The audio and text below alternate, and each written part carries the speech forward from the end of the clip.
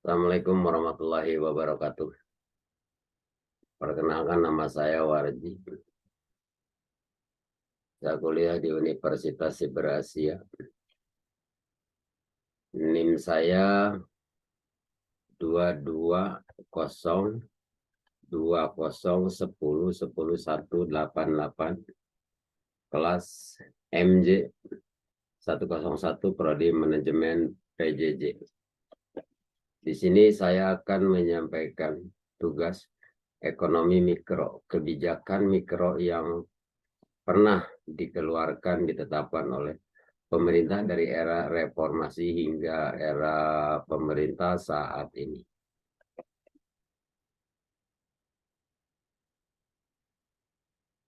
Baik, berikutnya kita mulai. Era reformasi tahun 98 sampai 2004, pemerintah Kementerian Koperasi dan Usaha Kecil Menengah UKM dalam rangka memberikan perhatian khusus terhadap sektor mikro dan kecil. Pemerintah mendirikan Kementerian KUKM. 2. Undang-Undang Nomor 20 Tahun 2008 tentang usaha mikro kecil dan menengah, termasuk dukungan, pengembangan, dan perlindungan.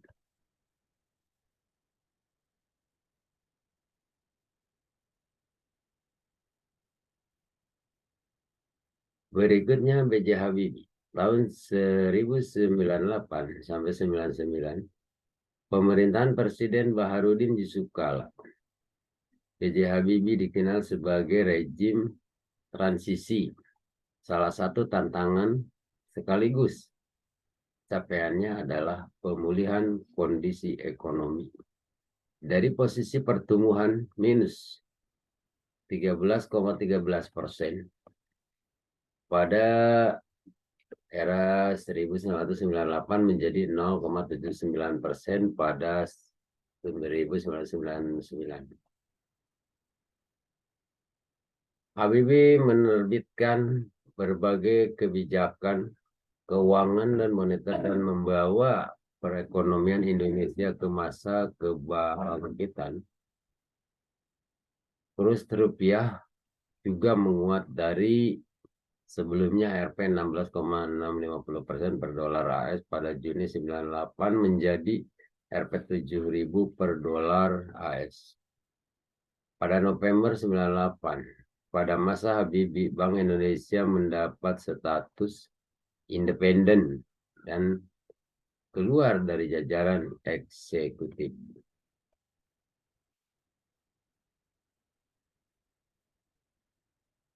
Berikutnya pemerintahan Abdurrahman Wahid tahun 99 sampai 2001. Abdurrahman Wahid alias Gus Dur meneruskan perjuangan Habibie mendongkrak pertumbuhan ekonomi pasca krisis 98 secara perlahan. Ekonomi Indonesia tumbuh 4,92% pada 2000. Gus Dur menerapkan kebijakan desentralisasi fiskal dan otonomi daerah. Pemerintah membagi dana secara berimbang antara pusat dan daerah. Kemudian pemerintah juga menerapkan pajak dan retribusi daerah. Meski demikian, ekonomi Indonesia pada 2001 tumbuh melambat menjadi 3,4%.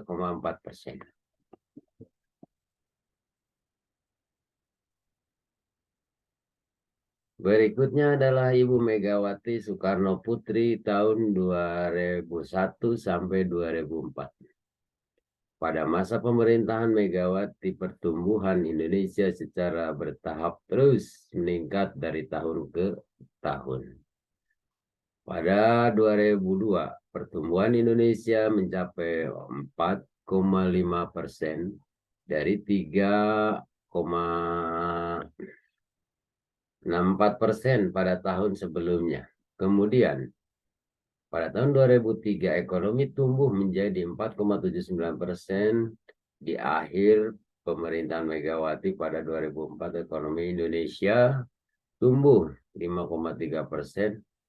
Tingkat kemiskinan pun terus turun dari 18,4% pada 2021, 18,2% pada 2022, 17,4% pada 2003, dan 16,7% pada 2004.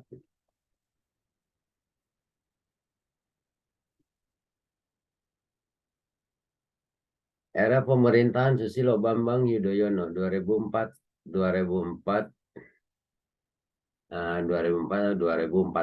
program kredit usaha rakyat. Program ini memberikan akses lebih besar terhadap pembiayaan bagi pelaku usaha mikro dan kecil dengan suku bunga yang terjangkau. Pemberdayaan ekonomi masyarakat PEM. Program ini bertujuan untuk memberdayakan ekonomi masyarakat melalui berbagai kegiatan, termasuk pelatihan, keterampilan, dan pengembangan usaha mikro.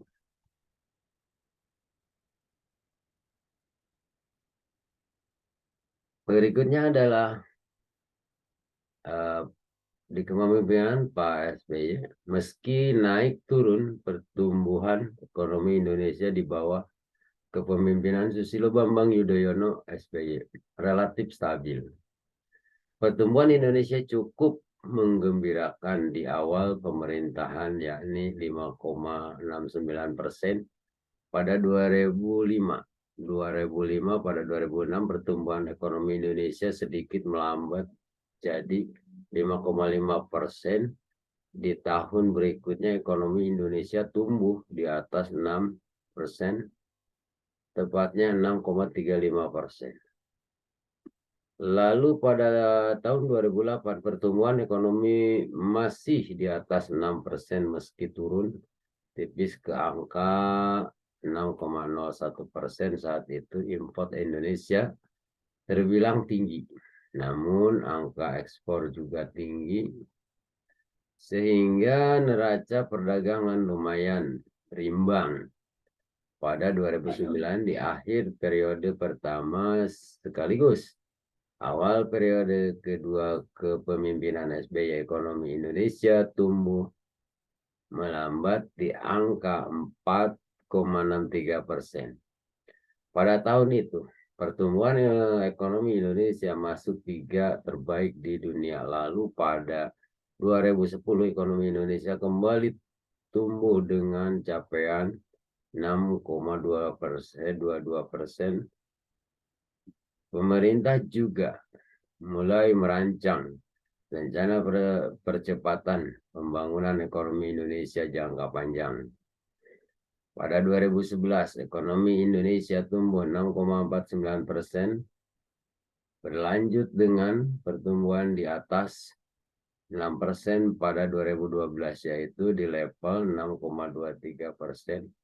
Namun perlambatan kembali terjadi setelah itu dengan capaian 5,56% pada 2013, 5,301% pada 2014.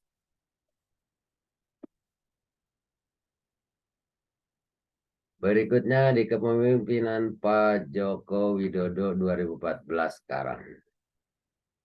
Inklusi keuangan. Pemerintah menekankan inklusi keuangan untuk meningkatkan akses perbankan bagi masyarakat mikro, termasuk melalui berbagai program dan layanan keuangan digital. Program Kartu Prakerja memberikan pelatihan, keterampilan, dan dukungan finansial kepada masyarakat, termasuk yang bergerak di sektor mikro untuk meningkatkan daya saing di pasar kerja.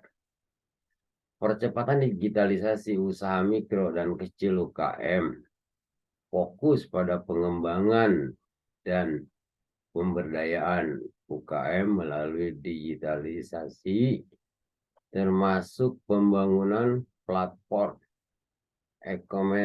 e-komersi dan pemasaran online.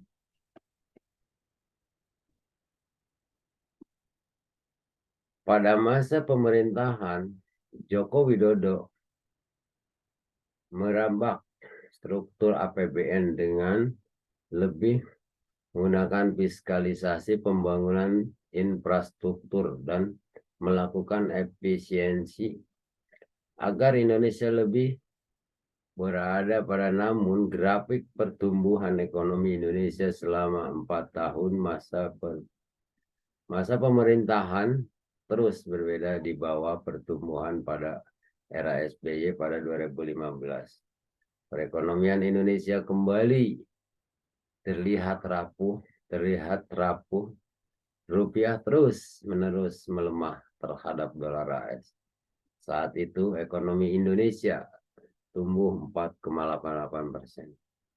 Pada 2016, ekonomi Indonesia mulai terdongkrak, tumbuh 5,03%, dilanjutkan dengan pertumbuhan ekonomi tahun 2017 sebesar 5,17% berdasarkan asumsi makro dalam APBN 2018. Pemerintah memprediksi pertumbuhan ekonomi 2018 secara keseluruhan mencapai 5,4%.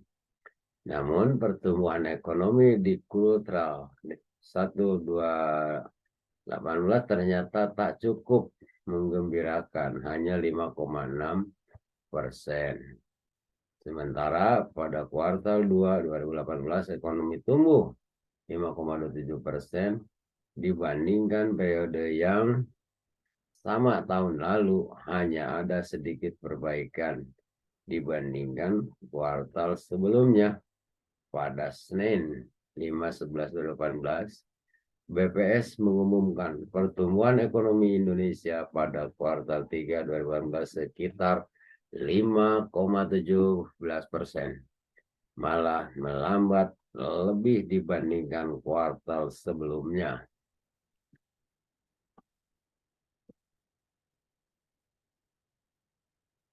Untuk kuartal 6 2018, pertumbuhan ekonomi diprediksi meleset dari asumsi APBN. Bank Indonesia misalnya memprediksi pertumbuhan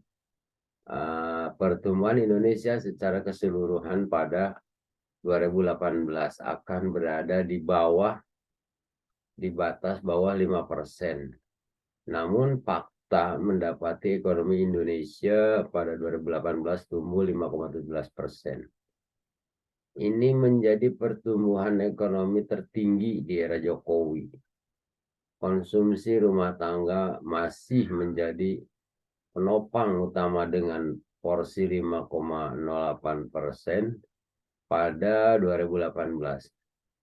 Investasi menyumbang porsi 6,01% bagi pertumbuhan ekonomi. Ekspor 4,33%, konsumsi pemerintahan 4,56%, konsumsi lembaga non rumah tangga 10,79%, dan impor 7,10%. Total PDB pada 2018 tercapai 56 juta atau 3,927 dolar AS memakai kurs saat itu.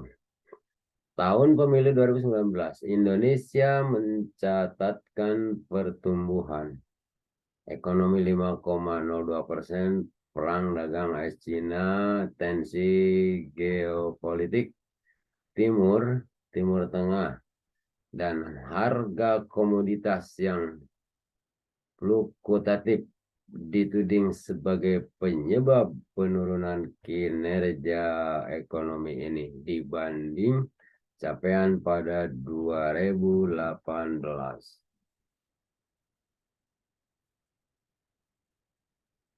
Pertumbuhan ekonomi Indonesia. Sini ada 6%, 4%, 2%, 0%, 2%, 46, 2014, 15, 16, 17, 18, 19, 20, 20. Pertumbuhan ekonomi.